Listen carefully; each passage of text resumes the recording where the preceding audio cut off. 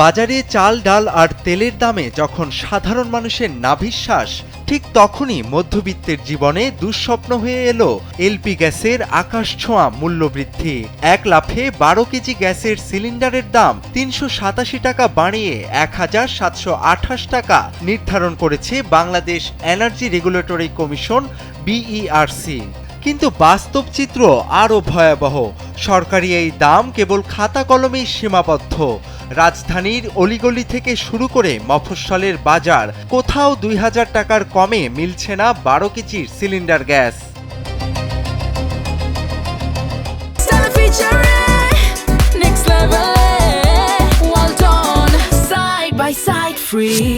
BERC বলছে বিশ্ববাজারের সঙ্গে সমন্বয় করে প্রতি কেজি এলপিজির দাম 144 টাকা 4 পয়সা নির্ধারণ করা হয়েছে। অথচ বাজারের সিন্ডিকেট যেন সরকারের চেয়েও বেশি শক্তিশালী।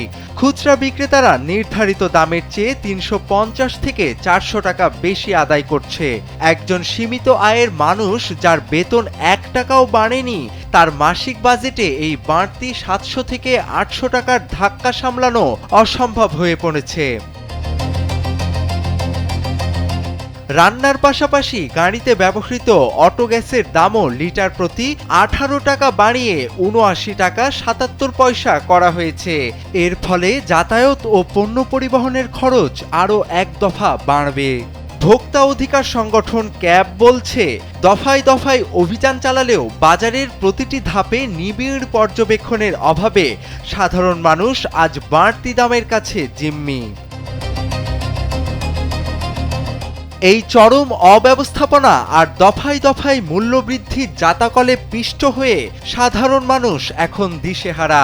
প্রশাসন যদি এখনই কঠোর হস্তে বাজার নিয়ন্ত্রণ না করে, তবে অচিরেই দেশের সিংহভাগ মানুষের হেঁসেল বন্ধ হওয়া কেবল সময়ের ব্যাপার মাত্র। তোফায়েল আহমেদ, কালবেলা।